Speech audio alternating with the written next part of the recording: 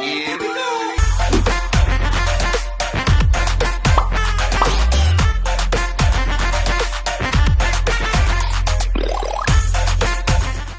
Welcome to my WrestleMania 36 recap and reactions, and a unique show, even with given the circumstances with everything that's going on around the world.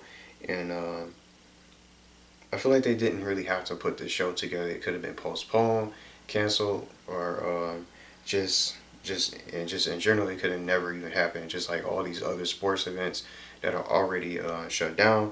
And I'm really grateful that they still decided to keep this together even with no crowd. This was definitely one of the most unique sports events I ever watched, and I feel like they put together a really good show. And I don't know if anyone else out there would probably agree. And this is the first ever two-part event that they ever done in WWE history, and I really enjoyed this, and I feel like it was just a weekend full of entertainment, and that they just provided just with these great matches that you could tell that the superstars put effort into these matches, and just everything that they pulled off. And what I'm gonna do in this video is list every match in the description, and just go through all the winners and tell you guys everything that happened. And for me, I'm satisfied with this event because not only because Drew McIntyre won and got that championship and finally gets his due. I was honestly scared that they wouldn't let him get it and would just have Brock Lesnar hold the title and just keep it hostage. But certain matches I'm going to talk about, it just really was well done and even just well put together, and just some of the stories that they did, and with just the build up for these matches and stuff like that. But it's a couple matches. It's just one particular, and some of them I'm going to talk about and just really just talk and just say. I feel like some of them was just like some of them came out predictable, and then it's like they build up certain superstars and just only to have them lose, and just why even bring them on the show if they're gonna just not even become champions at all? It's like, what is the point of them even coming over to the main brand? But I'm gonna talk about it and just get started. We got our first kickoff match, which was Cesaro taking on Gulak, and before we got to the main show for part 1 from Saturday night, Cesaro ended up picking up the win over Gulak. And right after that, our main show, our first match on the main show was Alexa Bliss and Nikki Cross taking on the Kabuki Warriors, Asuka and Kairi Sane. So just like I imagined and already knew, the Kabuki Warriors ended up retaining the women's tag team championships. But I honestly don't see them losing the titles unless they just end up going against several teams and having to defend them all at once. But I think that's the only probably chance I see them losing and dropping the titles. But I think they'll probably keep these titles for a while. We'll have to see who else steps up to the plate to challenge them. But they're still the women's tag team champions. And the next match after that for part 1 was Baron Corbin taking on Elias. So much for Akeem, because he ended up losing, and even though he's the king of the ring, they're having him lose matches. So Elias ended up beating him. I was surprised this was even on part 1. I thought this was going to be part 2. Shayna Bazsler taking on Becky Lynch for the Raw Women's Championship. I'm gonna say Raw Tag Team Championship. But I thought Shayna Bazsler was about to win this. I picked her to win. I thought she was going to end up winning and beating Becky Lynch. And if you think about it, just think back at the Elimination Chamber. Remember how Shayna Bazsler just dominated everybody in the Elimination Chamber? That was just such a short match. And this one wasn't even that long of a match. Becky Lynch ended up retaining her championship. And to me, Becky Lynch had the belt too long, I think. So I'm ready for her to drop the title. I don't know if anyone else feels the same way. But what was the point of that? It just seems like that was a complete waste. They could have gave it to somebody else that was in the chamber match in the first place. They have Shayna Baszler drop the title, the NXT title, to Rhea Ripley. I'll get to that in part 2 in just a little while, but they have Shayna Baszler drop the title, the NXT Women's title, make the move over to Raw, get into the Elimination Chamber and dominate everybody, only to lose at WrestleMania and not even become a champion. What was the point of the build-up? And then and not to mention in the Elimination Chamber, those women didn't even get that much offense in the match. Shayna Baszler just crushed everybody in the match. And then And just at that moment, when you see that and witness that, you don't even have to watch the match. You will already assume that she's already going to win the match and become the championship, the new champion. But she didn't. So I'm wondering who's going to be the next challenger. Who's going to be the one to take that belt from Becky Lynch? Is Ronda Rousey going to come back? I wonder. But I'm just so surprised. I was really surprised about that. So she's still the champion. So we'll have to see what happens tomorrow. Maybe we'll get a special appearance. Maybe she'll get a rematch. And maybe something else. I don't know what's probably going to happen. Maybe somebody will have to cash in to take the title away from Becky. So the next match was Sami Zayn defending his Intercontinental Championship against Daniel Bryan, because this was earned, because Gulak basically won him this title opportunity because he was able to beat Shinsuke Nakamura. But surprisingly, Sami Zayn ended up retaining because he wasn't alone at ringside, because Cesaro and Shinsuke Nakamura was there as well. So that was the only reason why. I guess they were the X factors to help Sami Zayn retain his championship. But just to really mention this really quickly, I see Shinsuke and Cesaro. I think this group is gonna break up soon, because Cesaro's gonna win a championship. Shinsuke's gonna want to hold that title. Why are they protecting Sami Zayn? And Sami Zayn was the I guess the hype man and the guy that would just try to change them, and he was always in their corner or just helping them out in the matches. So now he's the champion. Just think about it. You just see that there's probably gonna be a fallout soon. So they're gonna all want a shot at the Intercontinental Championship, Shinsuke and Cesaro. But we'll have to see what they do. Now, I think this was the best of part one and one of my favorite matches from this whole event. One of my favorites. Kofi Kingston, they really changed this because it was supposed to be the New Day, Biggie Langston and Kofi Kingston taking on Miz and Morrison and the Usos, Jimmy and Jay. But now I didn't even know until I started watching the event from yesterday night. They switched it to Kofi Kingston versus John Morrison versus Jimmy Uso in a ladder match for the tag team championships, with the tag team championships being held above the above the ring.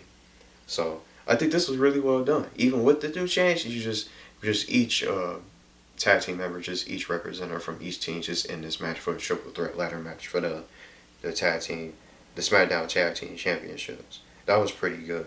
But Morrison ended up retaining. They just got the titles, so I didn't really see them dropping and losing it. But Morrison ended up winning because they were both, Kofi and Jimmy were on the ladder, but they both hooked the titles, but John Morrison ended up taking the titles and falling on top of the ladder. That was just like a brutal crash for him, and he ended up retaining the titles that way. But this match was really good. I think this is one of the best matches of part one, if you guys get a chance to catch it. Our next match was Kevin Owens versus Seth Rollins in a one-on-one match. The Monday Night Messiah, Seth Rollins.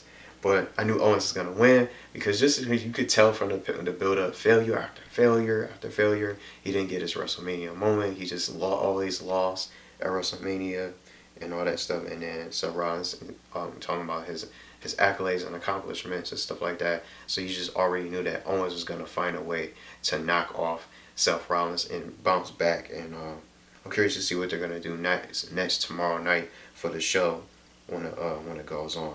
But this was originally a regular match, but then it escalated into a no disqualification match. So I think a highlight I wanted to share was Owens jumping off the WrestleMania sign through the table, putting Seth Rollins through the table. That was a pretty cool little highlight that I really enjoyed. And this match was also another change. The Universal Championship, because it was originally supposed to be Goldberg and Roman Reigns, but due to everything that's going on, it was too risky to put Roman Reigns in the match against Goldberg. So it ended up being Goldberg versus Braun Strowman. So Goldberg was originally going to drop the title anyway, so I guess they just basically gave Braun Strowman the title. And I guess he finally has the championship, because remember, he just kept going against Brock Lesnar, losing and losing and losing. And I would rather have him be a champion over Lesnar. But now Braun Strowman is the Universal Champion, and I'm sure once things get better, Roman Reigns is probably going to be the championship soon, be the new champion soon. But we never know. But just to wrap up, just to recap, just 4 spears by Goldberg. Seemed like he was trying to go for the jackhammer. Braun and Strowman just counters and multiple power slams, and then just puts down Goldberg to become the champion. So that was basically that match in a nutshell. But let's get to the AJ Styles and Undertaker match. This was one of the best matches to end part one on AJ Styles versus Undertaker in the Boneyard match. This was very well done. I think this is one of my favorite, easily one of my favorite matches, along with the ladder match I mentioned earlier with the Smackdown Tag Team Championships on the line. This was one of the best matches of part one, and if it must see matches, I'll go with to see this. And Undertaker just came back as his original OG outfit, his other gimmick when he rides the chopper. I'm not gonna say it for the video, but I'll just mention it in the description for you guys. It was very well done. It was like a cinematic movie. It was as if AJ Styles was gonna win because Luke Gallows and Carl Anderson was constantly interfering in the match. But that tombstone on the roof. That was something else. But I definitely recommend watching this movie, this match. I was gonna say watch this movie because it was basically like a movie. But Undertaker ended up winning. Rest in peace, AJ Styles. We'll have to see what happens tomorrow. But that was it for part one. We're gonna get into part two now, which was today, for the Sunday night, for the conclusion. We got Rhea Ripley taking on Charlotte Flair for the first match. No kickoff matches, by the way. I thought Rhea Ripley, I wanted Rhea Ripley to retain, but it's Charlotte Flair, so she ended up becoming a new NXT Women's Championship, new Women's Champion. So we'll have to see what they do for NXT. But maybe Bianca Belair will probably be a challenger. But what I'm hearing is that this upcoming Wednesday is supposed to be like a number one contenders match to find out who will challenge for the NXT Women's Championship. But I think no matter who it is, they're going to lose because Charlotte just got the belt, and it's Charlotte Flair. But she's already had all these accolades, so it's just like, you just see her just stomp over everybody. And Rhea Ripley didn't even have a title for too long, I don't think so. She had just won it from Shayna Bazsler and all that. So we'll see. Is this a sign that Rhea Ripley's going to move on to the main roster? We'll find out and see what they do. Or maybe she'll stay on NXT and on a rematch, but there's no more rematch clauses, so it just leaves so many questions in the air. Our next match, Aleister Black versus Bobby Lashley. Aleister Black easily just won. So I'm going to say easily, but you already know. You don't even have to watch the match. Aleister Black just back on his streak again. I really like this story. Otis versus Dolph Ziggler, and it was just such a twist to find out Sonya Deville and Dolph Ziggler just plotted behind Mandy Rose and to destroy Otis and Mandy Rose's day. And just to finally see Otis get revenge and finally just win over Mandy Rose, that was pretty cool to see. And I think that the mysterious one behind the screen saying, "Oh, the truth shall be revealed," that's got to be Ali. Mustafa Ali. There's no just surprise there. And I'll be surprised if it's somebody else behind the screen that just revealed all the truth of everything that's supposed to happen with the love scene between the whole love scenario with Otis and Mandy Rose. So I think that was pretty good and very well done. But this next match, gotta say this is another favorite. I think this is one of the best parts, the best of part two of WrestleMania, if not the best of the event.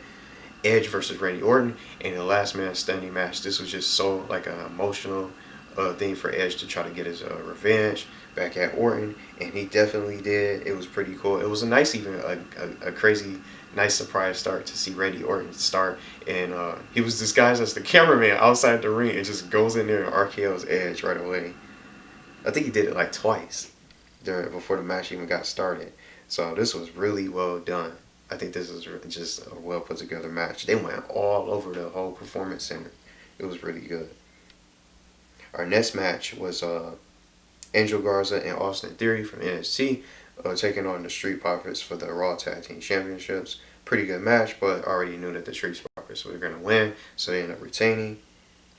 We got our Fatal 5-Way match, Sasha Banks versus Lacey Evans, and Tamina, Naomi, and then our champion, our current champion, and still our SmackDown Women's Champion, Bayley for this match. I saw Sasha Banks winning. I was guessing she would probably just backstab Bayley and try to take the title and just end up sneak up behind her and just pinning her for like a roll up or something like that for this. But Bayley ended up retaining, but Sasha Banks ended up getting eliminated by the women's right from Lacey Evans. But it's as if Bayley pushed Lacey and made her hit, forcing her to hit Sasha Banks instead of her.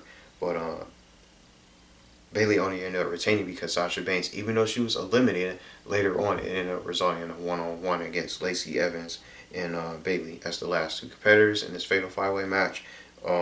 Sasha Banks ended up doing the backstabber on Lacey Evans, and then Bayley to finish her to retain the belt. But I see Sasha Banks and Bayley, the friendship is going to be over against them, and Sasha Banks is going to want that shot at that gold because she hasn't held the SmackDown Women's Championship yet.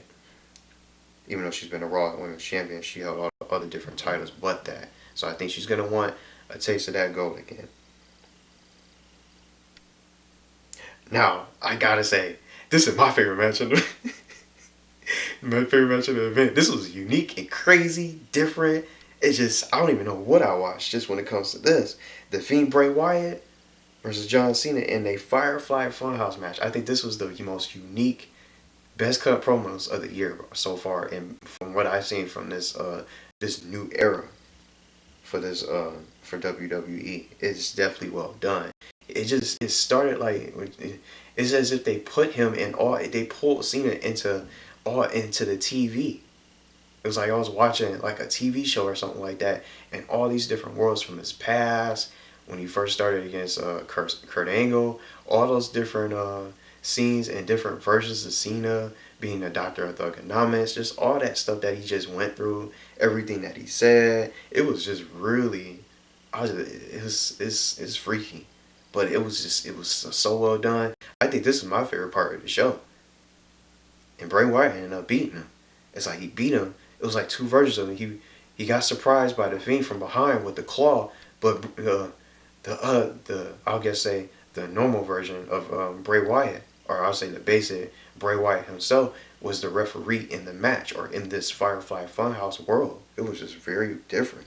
You gotta check this out. And if I'm gonna recommend anything out of this whole WrestleMania event, you gotta check out this Firefly Funhouse match, because it wasn't fun for Cena. But this was really good though. That was my favorite match of the night for sure. But our main event, Drew McIntyre beats Brock Lesnar. He took a couple FIs and he caught a couple suplexes and all that. Just like we already know how the Brock Lesnar matches go down. Short and sweet. Couple claymores to Brock Lesnar. We got our new champion, WWE champion Drew McIntyre. And I hope they don't snatch away the title just like they did Bray Wyatt. And I forgot to mention this too. I wish he still had the title. But I just hope that they don't do Drew McIntyre dirty, snatch the title away from him or something like that. We'll just have to see. But I hate to mention this. I wish it was a crowd, but it was still nice to see him get that title, and just to imagine the reactions of so many people just watching this, to know that he just became the champion and just shuts down Brock Lesnar, and we don't have to deal with him holding the belt some hostage anymore. No more rematch clauses or anything like that. I just hope that they give him a decent title reign, just like they did for Kofi Kingston, because I think this is well deserved by him. This is his first championship that he ever held, so I hope that they really give him his due, have him hold the title. Don't have him lose again against somebody that's gonna cash in the Money in the Bank. I think that's probably what's probably gonna unfortunately happen. Whoever's the Money in the Bank winner, however they end up playing this out, someone's probably gonna cash in and snatch the title away from him. But that's the only way that I see him probably losing the title. Someone probably just cashing in, just coming up from behind him or something like that. But it was nice to see him win his championship finally, and I think he should have been a champion a long time ago. He finally gets his due, and it's just satisfying when you see somebody like that. And he was in and out of the company. He was already in and out of the company. He came back stronger, better, and bigger, better, and stronger. And just see him just bounce back, get that championship, and now he's a champion. So I'm curious to see what they're gonna do for tomorrow. I'm excited to see what they do for Monday Night Raw. But I'm just kind of scared that they'll probably just take the title, just give him the title, and then just have him lose it. And then for some of these other storylines like Bray Wyatt, the Fiend, who's he gonna come after next? I'm curious now. What's gonna happen next and what's gonna go down? But that's why I like watching WrestleMania. It's gonna be new feuds, new storylines, and just new beginnings for some of these superstars, and just new challengers, and maybe even surprise appearances and surprise returns. We'll never see you never know what's gonna happen. But I hope you guys enjoyed it. It was definitely one of the most unique events I have ever watched. Just to be open and share, I'm thankful that they put this thing together. They really put some nice matches together, and it was stacked, and it was a good idea for them to split it, because that way it's not a one-day event. Given that with everything that's going on, we got Saturday, we got something to watch for Saturday, and then the next day for Sunday, you got something to watch for Sunday night to entertain. So I'm just glad that they put something like this together. Definitely well done event, and I definitely enjoyed it. I hope you guys did, because it definitely was just a nice event to watch. And again, they didn't have to put this together. They could have postponed it. They could have canceled it. There's nothing else to watch in sports entertainment.